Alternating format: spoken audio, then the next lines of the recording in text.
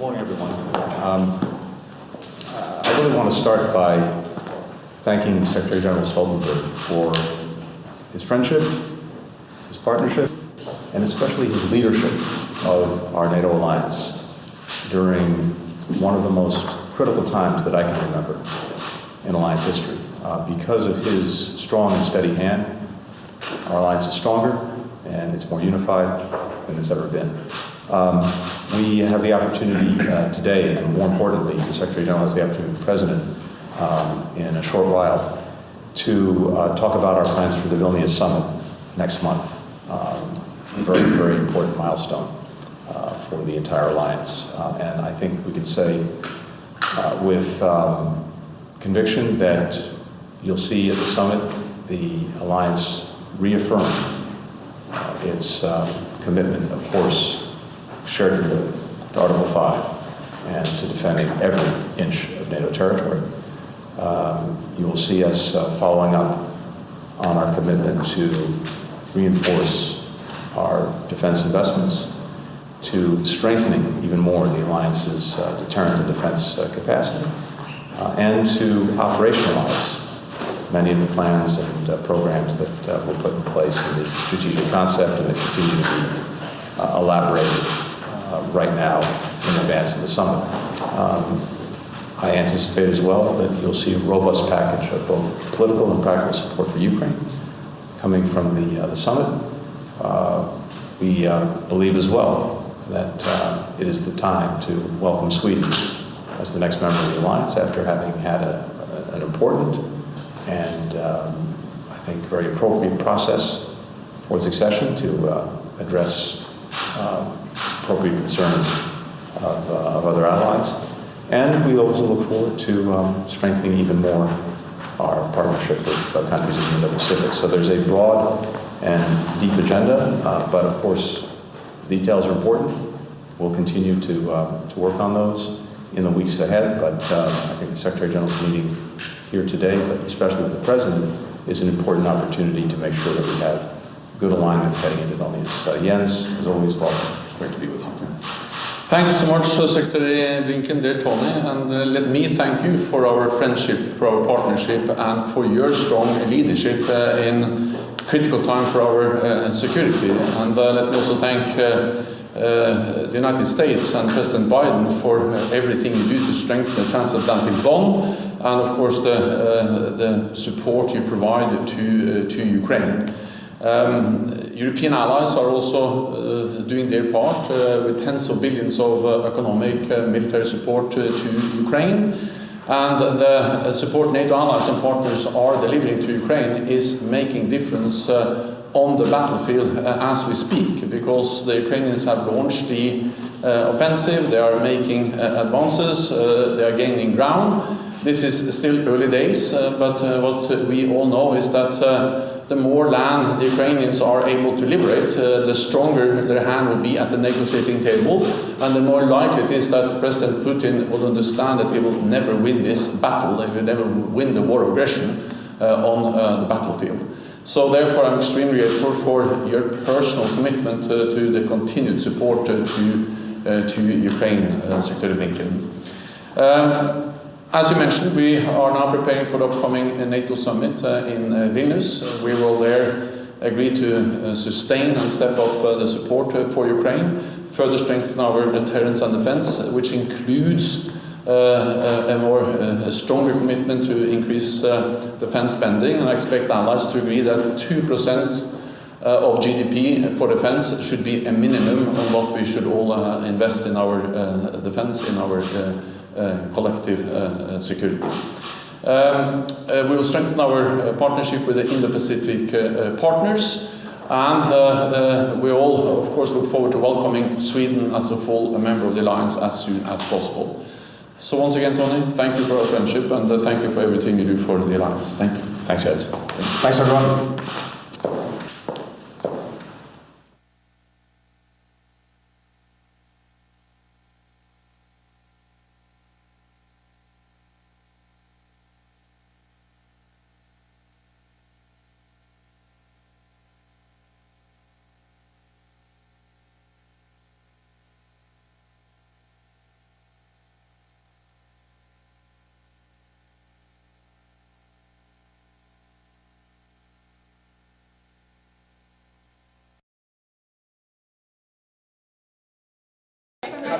Right over here. Can you Oh please tell us First, what happened? just before you all start clamoring for answers to questions, let me say a few things with regards to the Bernardo affair. As I said yesterday in the House of Commons, I was informed personally on May 30th. When I found out about his being transferred to a medium security institution, I took the action that was necessary, which was to contact the Commissioner to express what I thought were the completely justifiable concerns of the families of Leslie Mahaffey and Kristen French, to express my concerns on behalf of Canadians that this decision would spark the backlash that you now see. In addition to that, I've also had the opportunity to speak with the representative for the Mahaffey and French families to ensure that he knows that I'll do whatever I can to support them, as no doubt this has caused them great anguish and grief. With regards to the timing of when I was briefed, because I know this has been the subject of a lot of intense scrutiny over the last number of days, look, it is very clear that I should have been briefed at the time, and that is something that I made abundantly clear to my staff. And as I said yesterday in the House of Commons, I've taken the corrective steps to ensure that that does not happen again. I think more importantly than that, though, the new directions which will be coming from my office to the Correctional Service of Canada will ensure a number of things. First, and most importantly, that victims' rights and sensitivities are appropriately taken into account when any decisions regarding inmate transfers are made. That's important. Secondly, that I am directly briefed in cases that are similar in terms of there being high profile or where they're dangerous offenders. And third, and again, most importantly, and out of respect for those who could be re-traumatized by these decisions, that victims' families are notified. And the current lay of the land is that there are protocols in place that do allow the Correctional Service of Canada to navigate around what are legitimate security concerns, what are legitimate privacy concerns, where inmates are transferred to minimum security institutions, but not medium security institutions. And so we have taken the concrete steps to rectify that with this direction, and I will be working very closely with the CSC. So this is, I think, a very good and thorough summation of the actions that we've taken today, and I'll be happy to take more questions.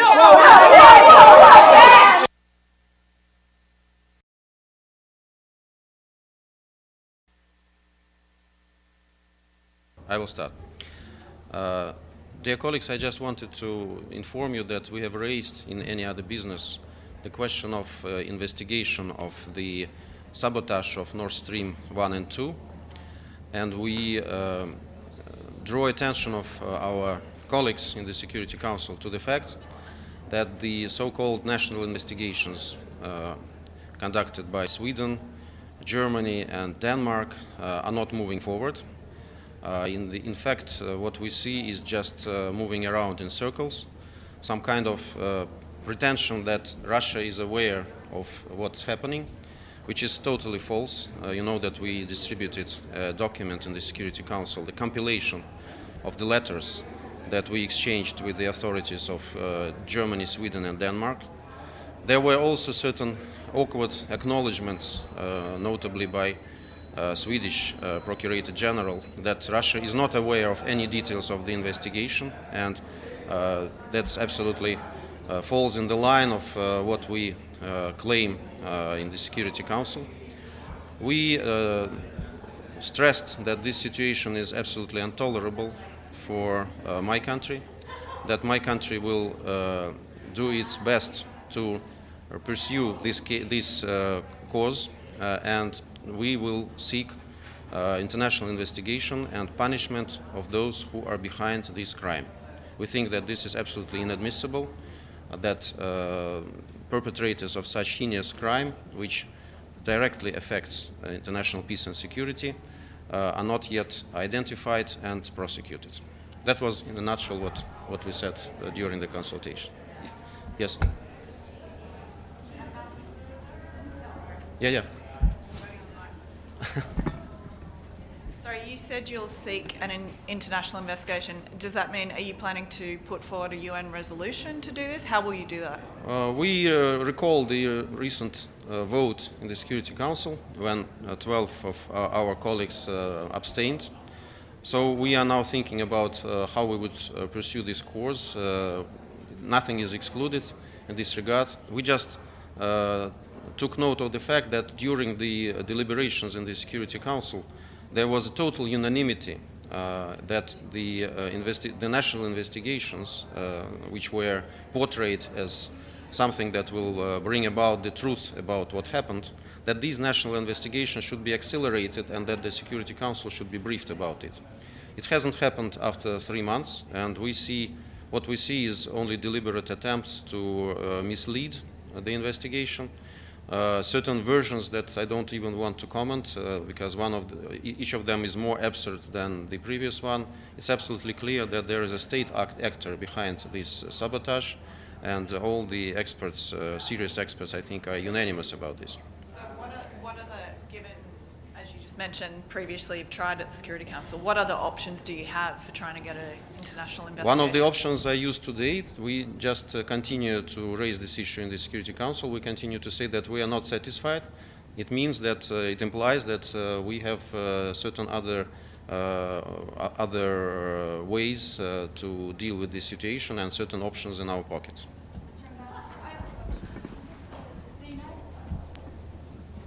The United States and other NATO member states are considering some kind of agreement and proposal similar to the Israeli model with Ukraine. What are your thoughts on that? And if that happens, would you think that NATO member states are a party to the war? It's very difficult and maybe inappropriate for me to comment what's happening between NATO countries and its puppet Ukraine. I think they have enough of channels to do it themselves. Thank you. Yeah. Thank you, Ambassador Stefano Karavuc, New York. Because recently there was the explosion on the dam and the Ukraine accused Russia. Now, could it be a wise proposal to say, you know, the investigation, the UN investigation, should be done for both at the same time? Well, I don't think we are against any investigations that would lead to establishing the truth, especially when the Nord Stream pipeline is concerned. As for the Kakhovka situation, I think it's totally different, and there are a lot of evidence, which is really very difficult to deny, pointing to the Ukrainian responsibility for it. And I think that with the pace of day, this evidence only multiplies. It's absolutely clear right now that it was profitable for Ukraine to do this act of sabotage for the interests of the so-called counteroffensive. And I don't think that there is a serious need of any investigation in this regard at this point. So, I mean, okay. So you are actually saying that you will be okay with an investigation, UN investigation about what happened at the time? I'm not saying that that we will be okay putting at the same level the two events and saying that investigation of both of them are as necessary as the other one. I would say that as for the Nord Stream, it's absolutely clear that this is an act of international sabotage that happened in international waters, and it's absolutely clear that there are a lot of factors that are on the surface, and they should be analyzed by international experts to come to an obvious conclusion, obvious to us, but maybe not too obvious to some others. As for the Kakhovka, I think this is absolutely a different situation. And again, it's very easy to analyze, and I think even Ukrainians right now have understood that they have made a lot of mistakes by planning this attack and by performing this attack. They have raised the level of water, for example, in the rivers that are above there to make the pressure excessive and to really help this barrier to break. And I think this was absolutely clearly proven, and it's very difficult to refute it. So I don't think that there is a need for any investigation in this regard. It's absolutely clear to everybody. Ambassador, Yeah. on Zaporizhzhia, The IAEA chief is there now, and he has spoken with Russian officials. I think it was in April. What do you think the status is of some kind of he's not asking for a safety zone, but some kind of guarantees of safety around the plant? I think he was here in Security Council while I was on vacation, and I think he was absolutely clear in formulating the points that he wanted from everybody to support. I think that everybody more or less supported what he was saying, and that includes, of course, the monitoring of the attacks at the Zaporozhye power plant, which are, of course, conducted by the Ukrainian side. So we have very high hopes that the IAEA now will have more open hands in admitting the obvious. Okay. Ambassador, I have one question regarding Nord Stream. We know what the vote was in the Security Council, but since then, do you think there have been any countries on the Council that have perhaps now would support you? And in general, around the world, in terms of countries, do you find that more and more countries are supporting your call for an investigation or not? We feel that more and more countries understand of what's happening now in terms of this campaign to really to divert the attention of international community to certain versions that have absolutely no ground behind them, to absurd versions. And this makes a lot of our partners, we feel it, understand clearly that those who are really behind this attack are doing everything that they can to mislead possible international investigation and to create muddy waters for it to proceed. Okay? Thank you very much.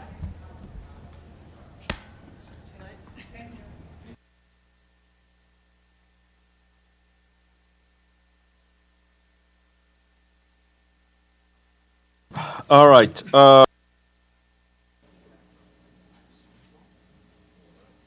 Very good afternoon.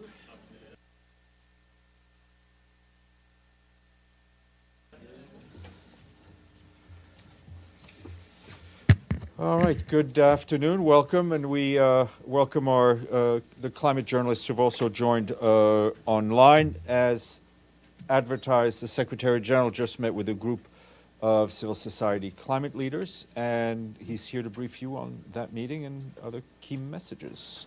Sir. Once again, good afternoon, everybody. And as Stefan has just said, I met with a group of civil society climate leaders from around the world. We are months away from the SDG, the Climate Ambition Summits, with COP28 following soon after. And I am very worried where the world stands on climate. Countries are far off track in meeting climate promises and commitments. I see a lack of ambition, a lack of trust, a lack of support, a lack of cooperation, and an abundance of problems around clarity and credibility.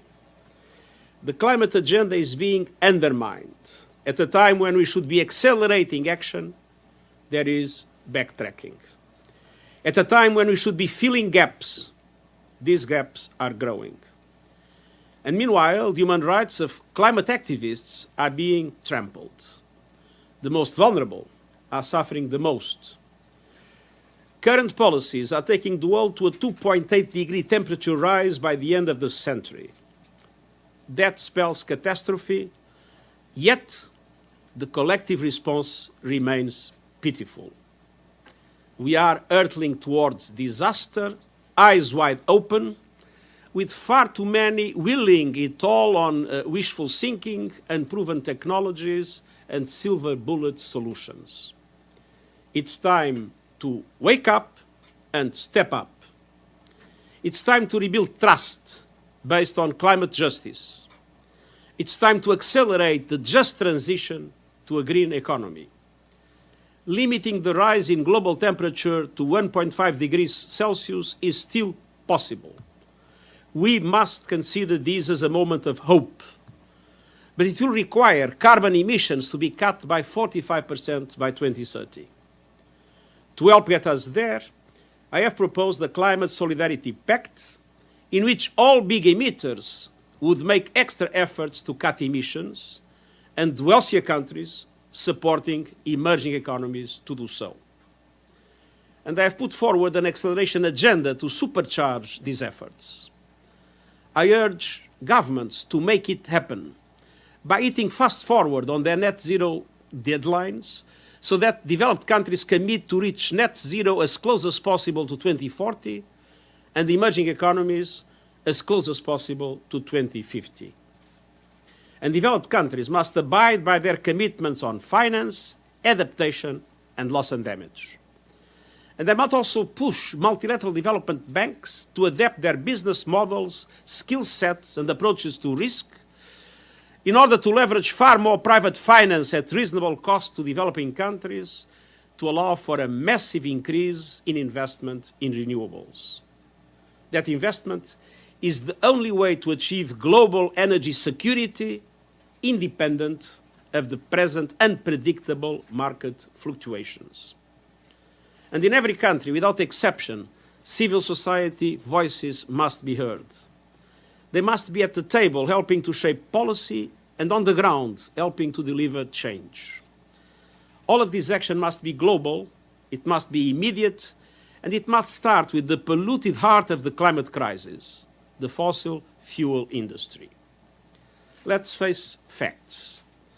The problem is not simply fossil fuel emissions. It's fossil fuels, period. The solution is clear. The world must phase out fossil fuels in a just and equitable way, moving to leave oil, coal and gas in the ground where they belong, and massively boosting renewable investment in a just transition. Fossil fuel industry transition plans must be transformation plans that chart a company's move to clean energy and away from a product incompatible with human survival. Otherwise, they are just proposals to become more efficient planet wreckers. Of course, we must recognize that transformations don't happen overnight. Transition plans are precisely to provide a roadmap for a managed, orderly process that guarantees affordability, access, and energy security. How do we get there? Our acceleration agenda calls on governments to commit to no new coal, complete phasing out coal by 2030 in OECD countries and 2040 elsewhere, and all international coal funding, both public and private, and then licensing or funding of new oil and gas, stopping the expansion of existing oil and gas reserves, and supporting the just transition of the impacted developing countries. Ensure net zero electricity generation by 2035 in developed countries and 2040 everywhere else. And shift subsidies from fossil fuels to renewables and to a just energy transition. Put a price on carbon and establish a progressive global phase-out of existing oil and gas production compatible with global net zero emissions by 2050. But the fossil fuel industry and its enablers have a special responsibility. Last year, the oil and gas industry reaped a record $4 trillion windfall in net income. Yet for every dollar it spends on oil and gas drilling and exploration, only 4 cents went to clean energy and carbon capture combined. Trading the future for 30 pieces of silver is immoral. The world needs the industry to apply its massive resources to drive, not obstruct, the global move from fossil fuels to renewables and reap the benefits if they themselves lead the transition. Yet, right now, the industry is not even reaching the very low operational emissions reductions targets it has set for itself. Many are running late, and most rely on dubious offsets. I call on all fossil fuel companies to present credible, comprehensive, and detailed new transition plans, fully in line with all the recommendations of my high-level expert group on net zero pledges.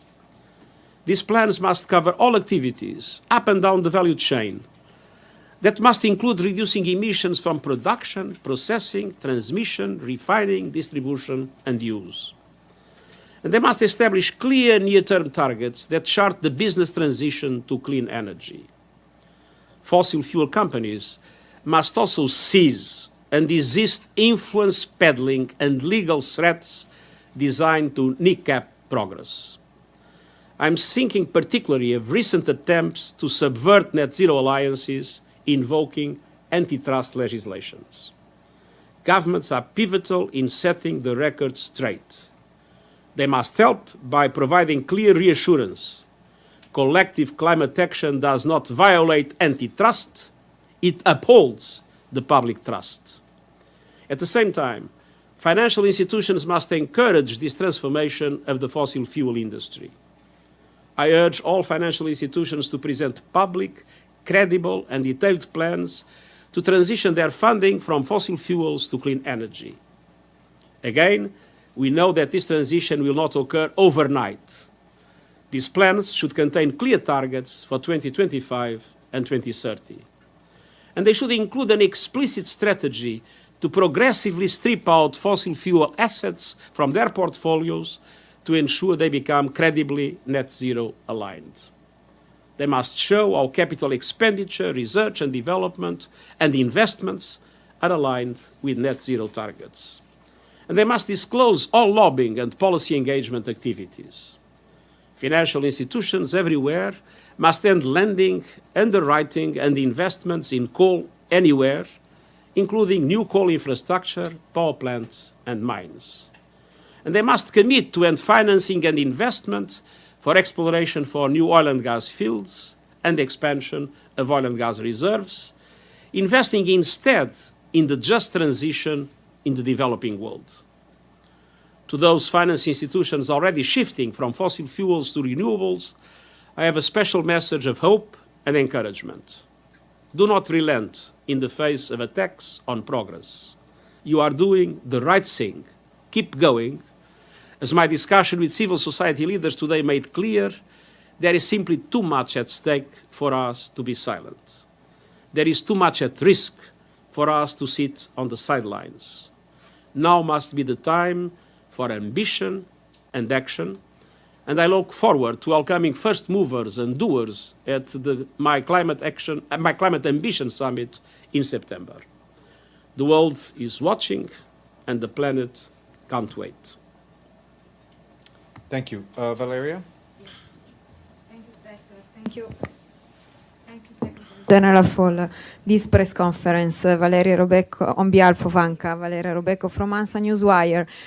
So my question is, only in the last few weeks, we have seen the disastrous floods in northern Italy, New York engulfed with the smoke from the wildfire in Canada where the fire season is already dramatic. So all of this is happening in a developed country, which could and should lead a shift in action on climate. So do you think these dramatic images, these dramatic episodes could finally sound the alarm clock for more ambitious climate action? Thank you so much.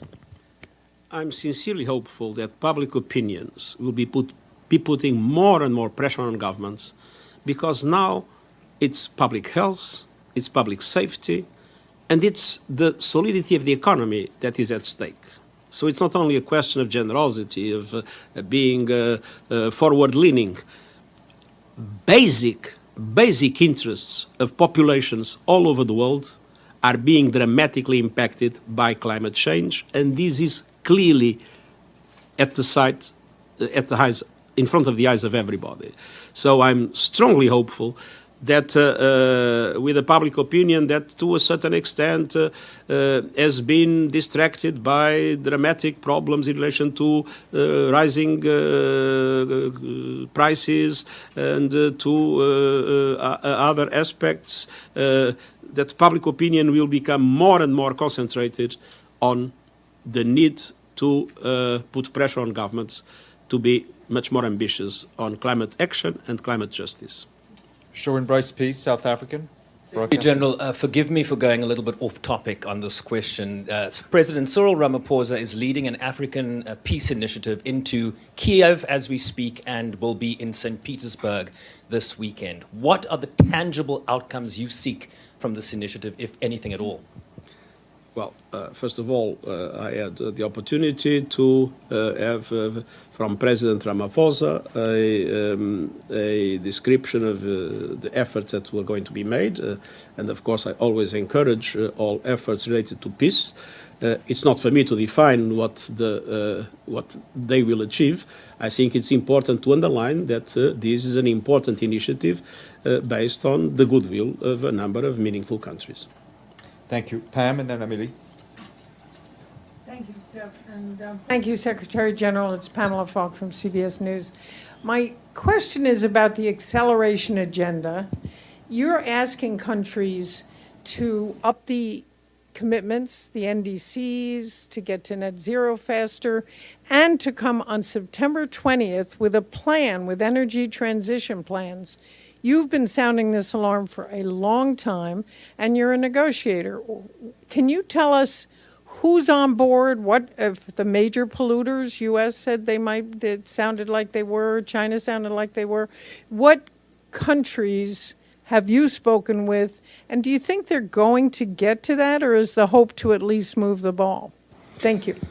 I think all countries are essential in these efforts, but obviously the biggest emitters are the most important. And that means the G20 countries. And that is why I made to the G20 a proposal of a climate solidarity pact.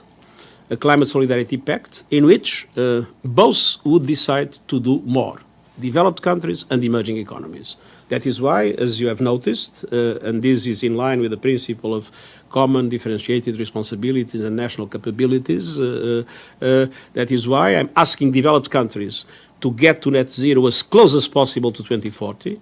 And there are countries that are already announcing 2035, so I'm not asking for the impossible.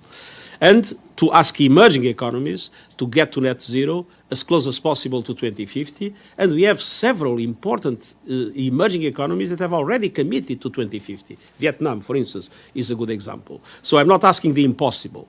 I'm asking what requires political will and ambition from both developed and emerging economies. And at the same time, climate justice in relation to developing countries in general. Thank you. Amélie, then Benno. Amélie Bottelier from AFP News Agency. You had strong words again against fossil fuel companies today. As we see every year, the question of phasing out or phasing down fossil fuels are the most contentious issues in the COP's negotiations.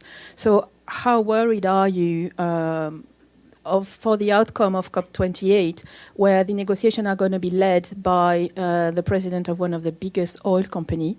And you underline the lack of trust, of support. What do you expect from the Global Pact Summit, Financing Pact Summit next week in Paris? Thank you. Well, first of all, this is not against fossil fuel companies. On the contrary, I encourage fossil fuel companies that are now having massive profits to use that profits and to lead the investment in renewables and in the green economy. That would mean that they would be able to survive the transition and remain very important and relevant actors in the world economy. What I think doesn't make any sense is to bet on more and more fossil fuel, is to use the profits just for shareholder value, and not to seize this opportunity with their technology, their capacity, and their resources to be themselves leaders in the development of renewable energy. And this is what, for me, is also essential in the COP, is to make sure that those that are more linked to the sectors that have benefited from the economy of the past recognize how important it is to be leaders in the creation of the economy of the future. Thank you. Benno, and then Yvonne. Thank you, Secretary General. Here, Benno Schwinghammer with the German press agency. You just said far too many are willing to bet on unproven technologies. But I wonder, how big are your own hopes that technologies like AI, artificial intelligence, could mean a quantum leap in the fight against the climate crisis? I think we all must invest in new technologies and create as much as possible opportunities for the use of new technologies in relation to climate action. What I don't think it is fair is to abdicate in relation to the need to act now in the reduction of emissions based on the idea that maybe one day there will be something that will rescue us. It is very important to invest. I mentioned carbon capture. But we all know the limitations of carbon capture, but it's very important to invest in all fronts in order to win the battle of climate action. But what would not be acceptable is not to do the right thing today based on the hope that someone will come and rescue us tomorrow. Yvonne, then Deji. Secretary General Yvonne Murray from RTE News, Ireland. My question is, in your speech you said the human rights of climate activists are being trampled on.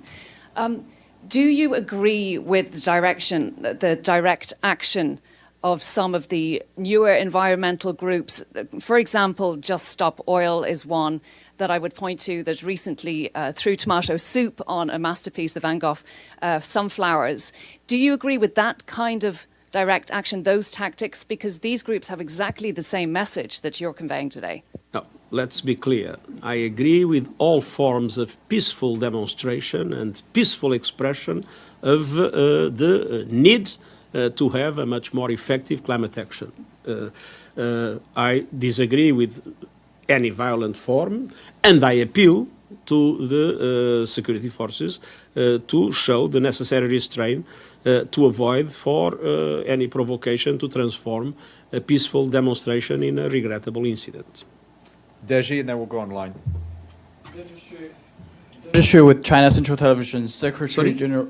Deji with China Central Television. Secretary General, with all due respect, you've gave us this wake-up calls many times. You just lay out this climate solidarity pact and acceleration agenda, and you said it's possible to achieve. But here's the thing, it's possible to achieve. What else, what tools do you have to persuade those countries to unite and to act? And not to really politicizing climate issue as a tool against each other. Thank you. Well, I've said many times, and namely when we talk about the key interlocutors, US and China, or the G20 countries, this is time for a climate solidarity pact. Because we need all of them on board. There is no way we can win this battle if they are at odds with each other on climate. It's absolutely essential to have everybody on board. And that is why I presented the acceleration agenda. And the acceleration agenda is asking developed countries to speed their efforts and to get to net zero as close as possible to 2040, and the emerging economies, like China, to speed their efforts and to be as close as possible to 2050. And I remind you that President Xi Jinping said that China would reach net zero before 2060. So if it is before 2060, it could be as close as possible to before 2060. If it is before 2060, it could be as close as possible to 2050. So do you think you can persuade them to do so? Sorry? Do you think you can persuade them to do so? Well, if you look at the enormous investment China is making in renewable energies, you see an enormous potential. I think there is a serious question still with coal that needs to be addressed in China and in many other parts of the world. But I think that I have a lot of confidence in the capacity of countries with high technological experience to be able to achieve the goals that we have suggested. Great. We'll go to Frank Jordan's online from the AP. Frank? Good afternoon. Thank you very much. Following on from Amelie's question, lawmakers in the US and Europe recently asked you to intervene to stop an oil company CEO chairing the COP28 talks. I know that's not within your power, but do you feel it's time to create a strong firewall between fossil fuel interests and the UN process? And how can that be done? Well, my appeal is not about people, it's about substance, it's about solutions, and it is about the hope we have in making things happen positively. But if you allow me a comment that has nothing to do with my experience as Secretary General or my present position, but has to do with my times in politics. What I learned in politics was that sometimes some of the most daring progressive reforms were done by conservatives or so-called conservatives, and some of the most daring conservative changes were done by so-called progressives. Thank you. We'll go to Sarah Schoenhardt from Energy and Environment. Sarah? Hi, thank you. It sort of follows on Frank's question. I understand the UNFCCC is going to be rolling out some rules to try and make the process around the climate talks more transparent. How much do you think that matters? Do you think that's an important initiative? And can the UN system try and sort of make these actions that you're calling for more possible by sort of actively incentivizing them in ways like this? Well, I think obviously there is a role to play, to be played by UNFCCC. There is, of course, an important moment in the COPs. But this has to do essentially with the political will of governments and with the intelligent strategy of the business community, of course, with the support and mobilization of the civil society. So it's not a bureaucratic question, it's a question of political will of those that have the power to change. And my appeal is to those that have the power to change. We can improve the different methodologies, we can make things happen in a more effective way, but the central question is a question of political will and also will in the context of the leaders of the business community. Thank you. Michelle Nichols, Reuters.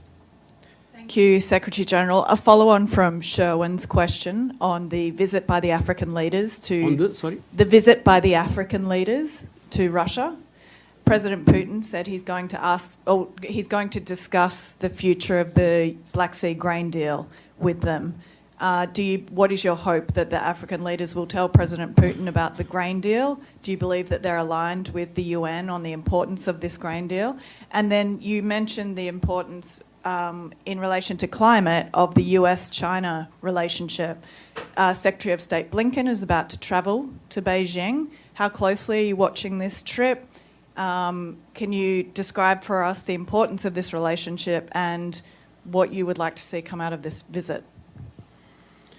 Well, first of all, of course, I hope that in the conversations between President Putin and the African leaders, there is a positive outcome in relation to the Black Sea Initiative, as well as in relation to the efforts that we are making for the exports of Russian food and fertilizers. Looking into the second question, there is no way we can solve the climate problem that we face if China and the US will be at odds with each other in relation to climate. So it's absolutely vital that the two countries have a common strategy on this. And if Secretary Blinken is going to Beijing, I hope that the visit will contribute to make it possible. Thank you, Miriam.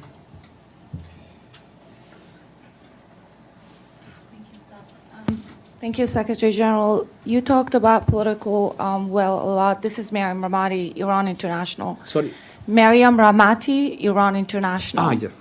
You talked about political will. I have a question about what options do people have in countries like the Islamic Republic of Iran, which are not part of the Paris Agreement, when faced with significant indications of climate change?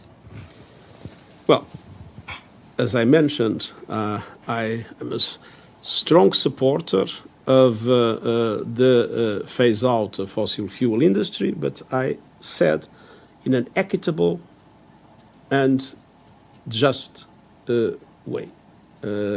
And obviously this means that the different countries need to be taken into account according to their own conditions in order to make sure that we have a just transition. Thank you. Anadolu, and then we'll go on screen for the last question.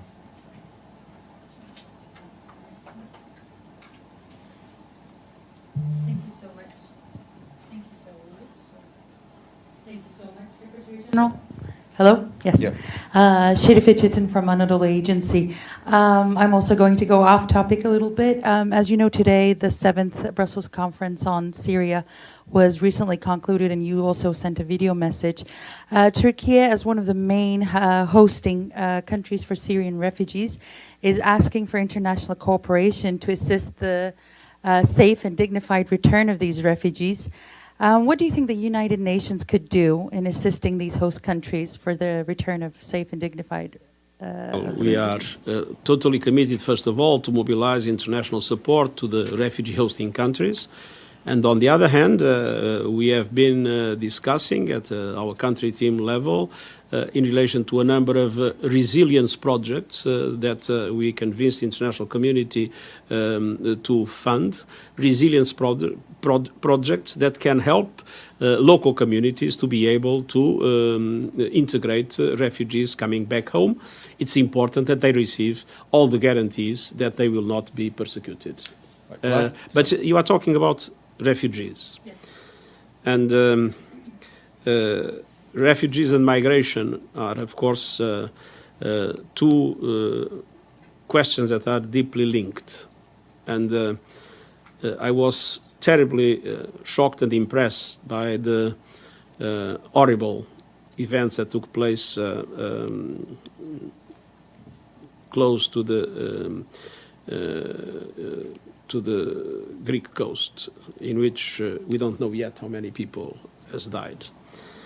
And I think this is time for people to recognize that migration is inevitable. The world needs migration, but migration needs to be done in a regular and orderly way. And if countries do not engage in creating the conditions for an orderly and regular migration, migrants will be in the hands of smugglers and traffickers, and the consequences will be as tragic as we have seen yesterday. Thank you. Last two questions. Daniela from Valor Economico online. Daniela. Thank you very much. Thank you, Secretary General. I'm from Brazil, and I want to, so Brazil now is discussing, there is a huge controversy here because the government wants to open a new frontier of oil in a strip 300 kilometers from the Amazon. And this has opened a crisis and a long debate because the governors of the Amazon state see oil as a chance for resources. And they don't see projects that are consistent enough. But this issue has opened a strong controversy with the environmental scientists and the Ministry of Environment. So how do you see, please, this dilemma? I don't know exactly the project, but I have a firm belief is that all the oil and gas that was already discovered will not be used by humankind. I'm absolutely sure that a meaningful part of the oil and gas that was already discovered will remain on the ground forever. Thank you. Last question, Dmitry Surtugianis from Star TV. Dmitry Surtugianis, Star Television, Greece. In regards to the terrible shipwreck in Greece that you mentioned before, I'll give you the numbers. Close to 100 people have been recovered. 100 people, close to 100 have been dead. And these are gruesome numbers. We might never know the actual number. So my question to you is, there is a huge effort unfolding by the Greek authorities for the second day today, yet there was no mention about these efforts. In the last years, Greece has been a gateway for migrants trying to make it to Western Europe. Have you been in touch with the Greek authorities, or has the United Nations even coordinated with the Greek authorities? Now, the United Nations is in contact with the Greek authorities, but let's be clear, this is not a Greek problem. This is a European problem. I think it's time for Europe to be able, in solidarity, to define an effective migration policy for this kind of situations not to happen again. Thank you very much. Thank you.